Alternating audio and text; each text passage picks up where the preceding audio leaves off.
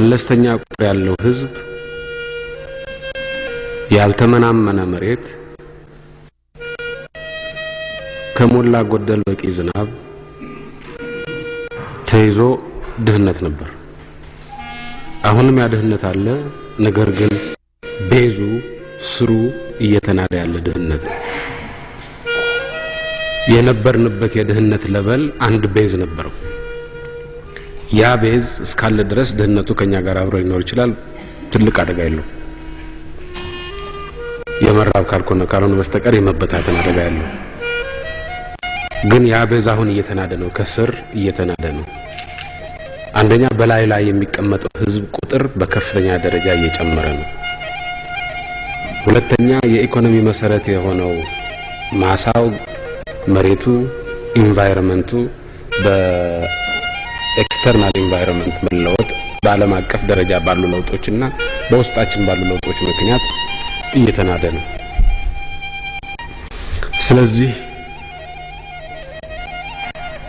ኩዊክሳንድ በፊት ደልዳላ የድህነት መሰረት ላይ ነበር አለት ላይ ነበር የቆምነው የድህነት አለት ላይ አሁን የድህነት አሸዋ ላይ ነው ያለነው ከስር እየተናደ ነው ያለው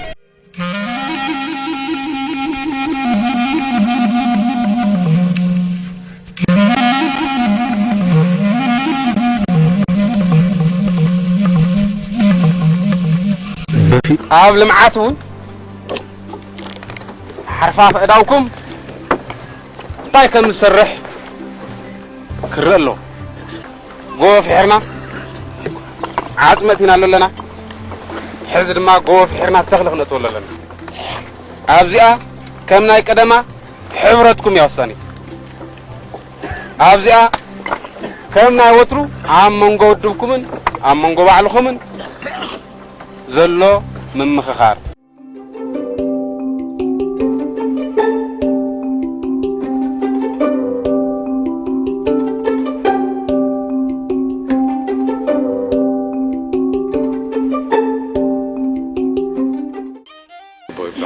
تعمل تا سرحتي سرح زله متزولت زبها سرح وكله تسرحن زولت سرح نختري استمرت طاقات كتكيد تجدد ስለዚህ ተዝበለጽ ዝባል ስራው ኩሉ ስራሕ ናምነቱ ሪና ዘለና ናይ መፋሰስ ምክንኻን ኣብዛ ቦታ ዚያሪና ያልና ዝበለጽ ደረጃ ተስራት ኩሉም ዘለ መፋሰስ ዘሎ ስራሕ ይኸሊ ስራሕ ይግቦይ ያታ አቆጻለፈ ተኮላ ዝግበና ተዝበለጽ ዝባል ስራሕቲ ኩሉ ቦታታት ክባጽሕ ናይ ምግባር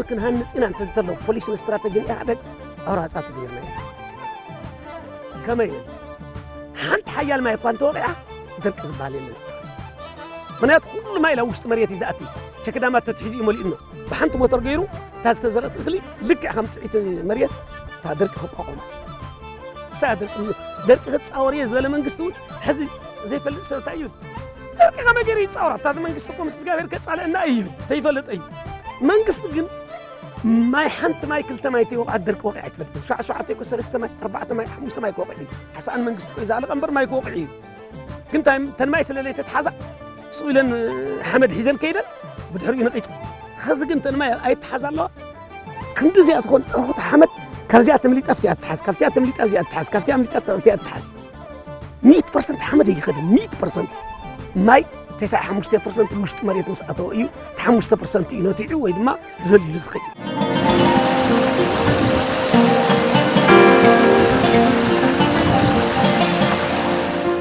ما يولي زبل أبرئسهم زسفروا تمريتون ما يولن ما يولي غيرمو أبرئسيخا ما يكوتس اللو يندحر حسكاكا ما يفتر أبرئسا ما يزي أي نورة ما يزي نورة ما يفتر معنا ما يزي ما يقرنا يلنا سلازي بتحساس باس تغير حورة السبس لزلنا بتحساس باس تغير أمرار حاس لزلنا بوليس استراتيجي يهدك واحد تتغير نحن فكرنا يكوننا ፖሊሲ ስትራቴጂ ትመስመር ይምጽኡ ትመስመር ግን ተግብርና የመሬት ድሕረ መሬት ተግብርካ ይኸው አራጻ መስመርና ህወሓት ከመይ ኢላ ከም ቀይረታ ይረአ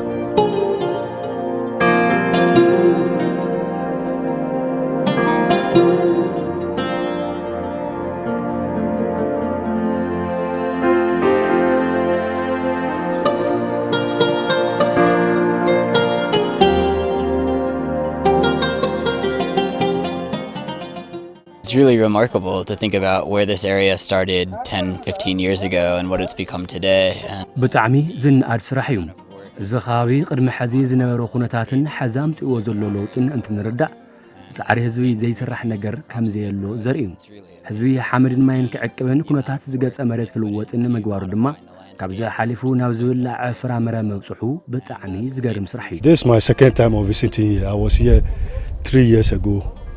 And there has been a lot of improvement. ናብዝን ትመጽእ ንኻልኣይ ግዜ እዩ ቅድሚ 3 ዓመታት መጽእ ነይረ ሕዚ እንትሪኦ ድማ ብዙሓት ለውጥታት ምዕዛብ ኺእለ ብፍላይ ኣብ ሽፋን ደኒ ዘሎ ለውጥን ኣብቲ ህዝቢ ዘሎ ተበግሶን ብጣዕሚ ዝናኣድ እዩ ህዝቢ ብዝገበሮ ጻዕሪ ኩነታት ገጸ መሬት እቲ ከባቢ ክልወጥን ሓመድ ከይጉሕጓሕን ኣኽኢሉ እዩ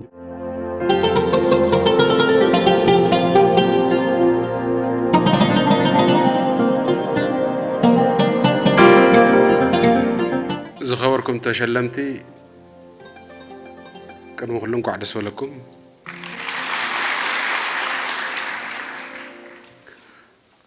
أب نايقتر لمعات تشلمكم هربنياتات دحرود كدرجي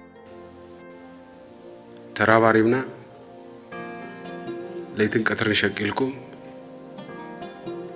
نلعل 300 عام تصنح برسات نايقوتات تغيروا لكم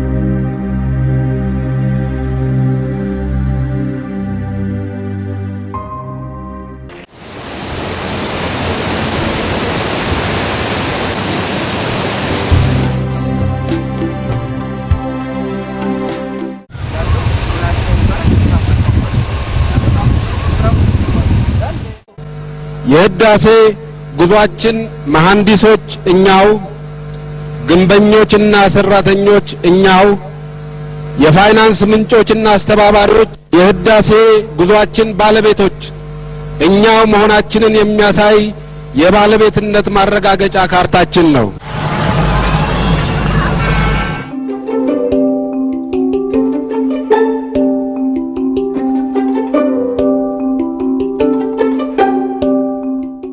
We cannot even think of structural economic transformation in Africa without transforming our agriculture.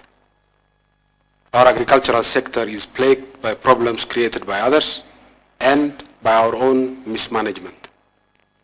Much of our land has been cleared of tree cover, resulting in massive land degradation, soil erosion, and vulnerability to both flooding and drought.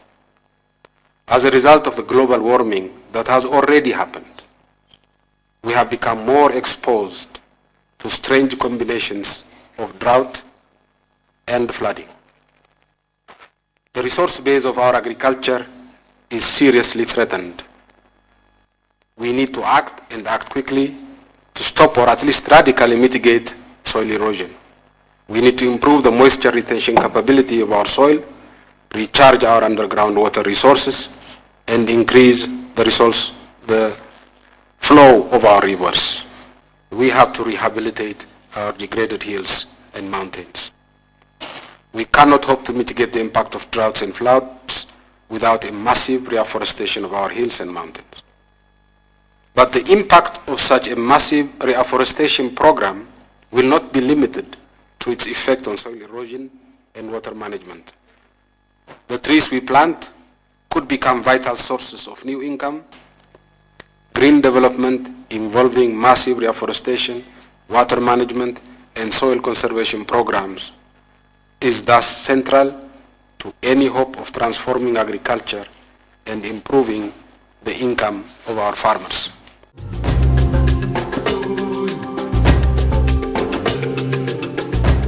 In a way, the only realistic option for Africa is to grow in a carbon neutral fashion.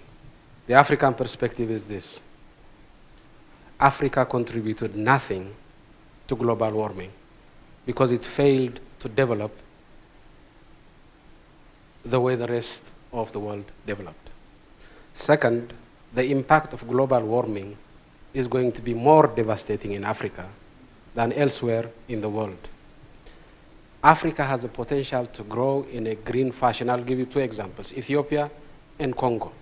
These two countries alone can generate enough electricity from hydropower to electrify the whole of the continent.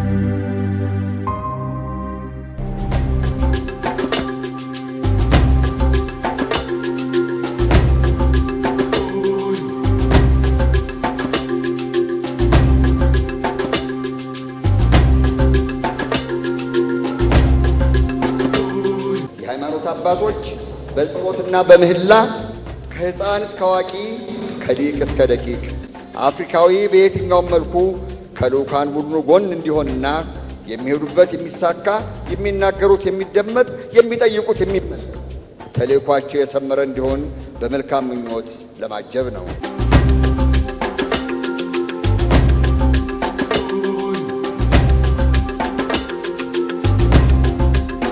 እኛ ሚሊዮን ቢሊዮን ሆነን ከአፍሪካ ምድር እንጮሃለን። አብረን ተባብረን ድምጻችንን እናሰማ።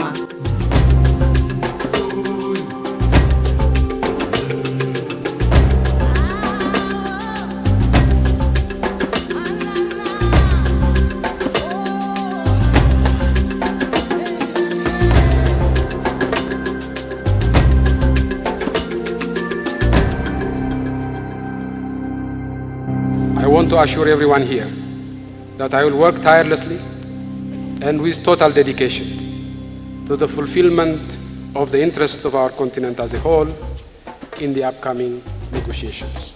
Allow me to conclude by saying, wish me luck, because I know I'm going to need buckets of it in the coming week. Thank you very much.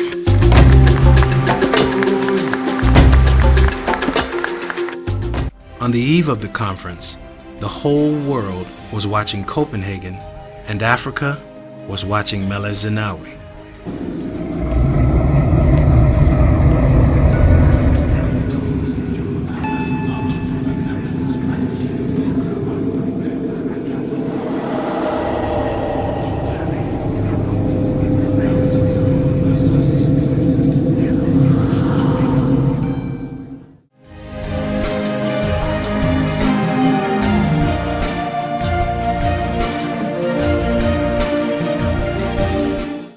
He suggested that, look, in the summit of January, the continent, the entire world is focusing on climate change.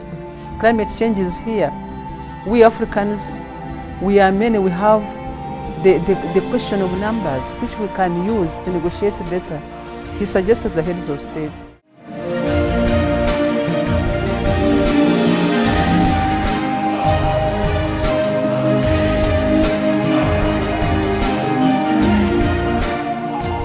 It gives me great pleasure to welcome to the conference His Excellency Mr. Meles Zenawi. You have the floor.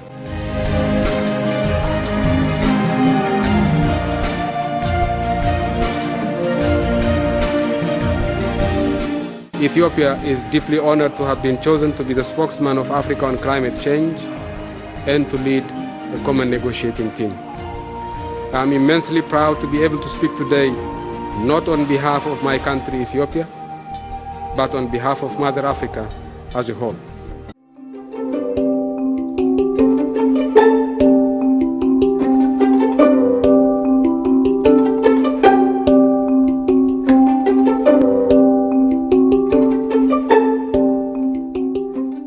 ከሁሉም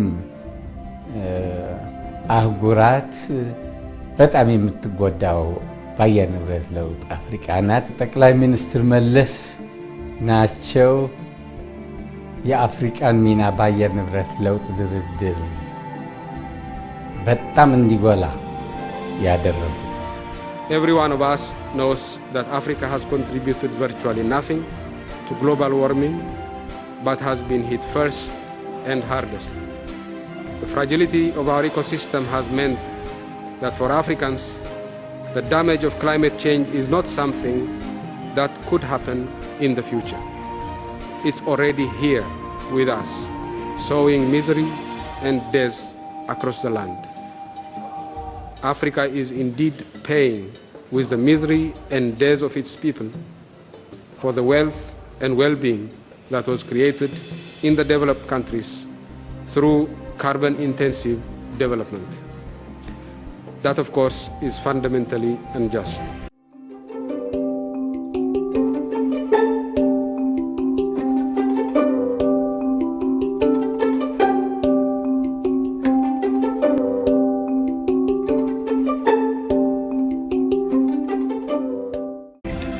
የኮፐንሃገኑ ስብሰባ ላይ ትልቅ ፍጥጫ ነበር።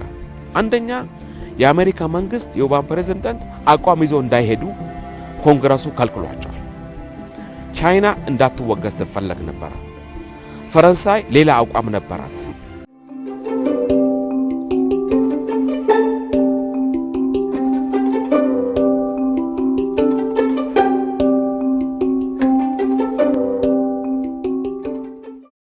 On startup funding, short-term funding for the next 2 to 3 years, I support the establishment of a startup fund of $10 billion per annum for the years of 2010 to 2012. On long-term financing, I propose funding for adaptation and mitigation should start by 2013 to reach up to $50 billion per annum by 2015 and $100 billion per annum by 2020.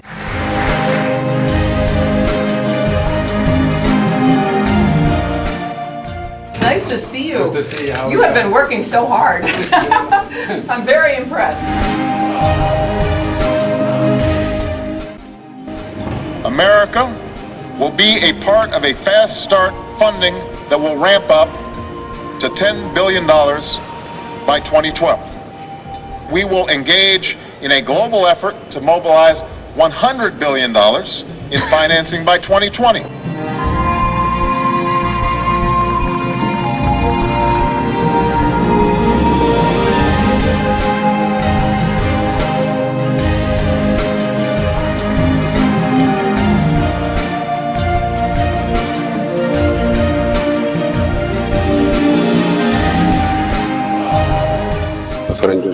ለመነጋገር ከ11ኛው ሰዓት አልፎ ተስፋ የሚያስቆርጥ ደረጃ ላይ የደረሰ ድርድር ነው የነበረው።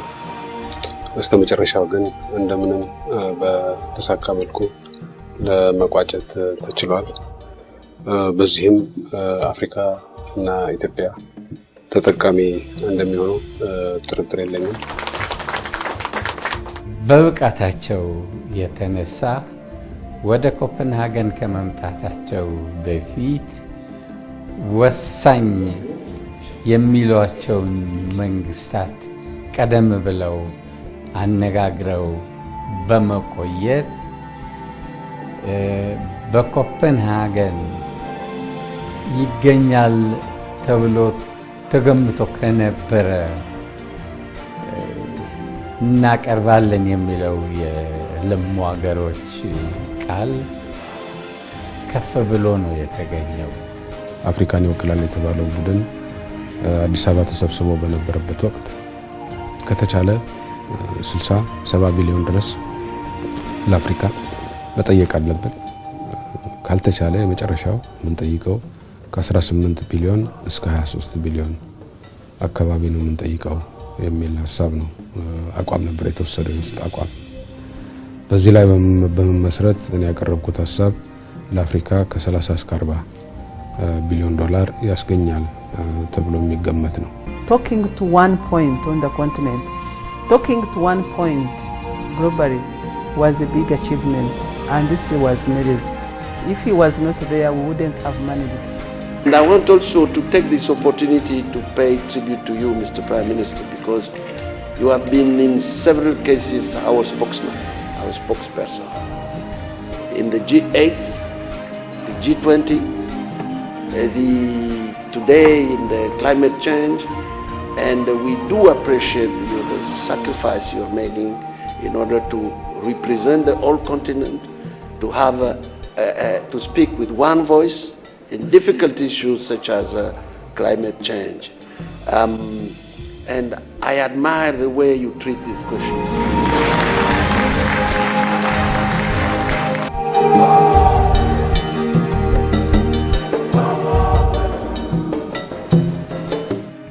This is a huge army. It's a team of 53 players. I don't know of any game which has 53 players in it. Let's make use of our size. We can outflank, outplay any team.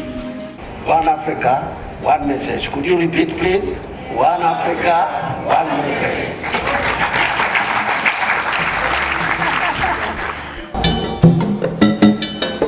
His leadership in the discussions in Copenhagen on climate change was very instrumental. ኣብ ኮፐንሃገን ኣብ ለውጢ ኩነታት ኣየር ኣድሂቡ ኣብ ዝተኻየደ ምይይጥ ቀዳማይ ሚኒስተር መለስ ዜናዊ ንኣፍሪቃ ወኪሉ ዝሃቦ መራርሓ ኣዝዩ ዝነኣድ እዩ። ንሱ ከም ሽቶ ሓንፂፅዎ ዝተበገሰ ዓለም ለኸ ውፍይነትን ሓገዝን እውን ከምቲ ንሱ ዝተለሞ ተረኺቡ እዩ። Merit is a shining example of a proven, sustainable, scalable solution. It is homegrown, it is led by the nation, with over 300 communities in crisis now being able to support themselves with food self-sufficiency. ሃገራዊ መበቆል ዘለዎ እዩ ፕሮጀክት መሬት ተፈቲኑ ዝተረጋገጸ ዘላቃይን ክጋፋሕ ዝግብኦን ንጸገማት ሓለዋ ከባቢ ፍታሕ ዝህብን እዩ።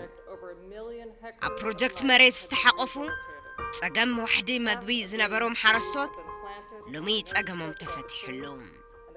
እዚ ፕሮጀክት እዚ ዘለዎም ጽቡቓት ተመክሮታት ብኻልኦት ሃገራት እውን ክውሰዱን ክትግበሩን ይግብኦም። እዚ ሕሩይ ተመክሮ እዚ ፍረ ብሱልን ውሕሉልን ፖሊሲ ቀዳማይ ሚኒስተር መለስ ዜናዊ እዩ።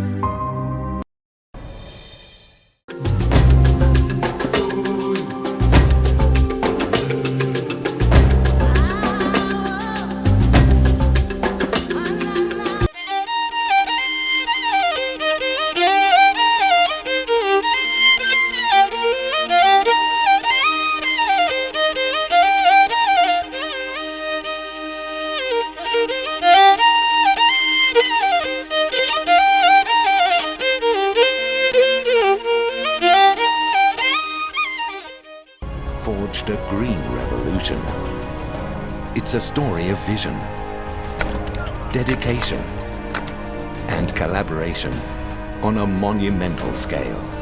The transformation in the landscape here over the last few decades has been massive. In the 1980s and 90s, it was nothing in comparison to what we see now of all this greenery and vegetation. I don't think I've ever seen so many people hard at work. They have transformed a landscape in Ethiopia that was previously considered a basket case. That is incredible and perhaps unprecedented. Over the years, the fortunes of this man have closely followed those of his country. Today, he is known as Man of Fire. أنا عاوزي كوينة نزي كمزي لخري أنت اللهم فلي سمعت مني بدرقي بحمد سعادة مسيرة ترى أن ورا تكلامي قريب كوينة لمي آخري أنت اللهم دستني أكو. This is a story to challenge your perceptions. A story that will inspire and give hope to the climate change generation. This is the untold story of Ethiopia rising.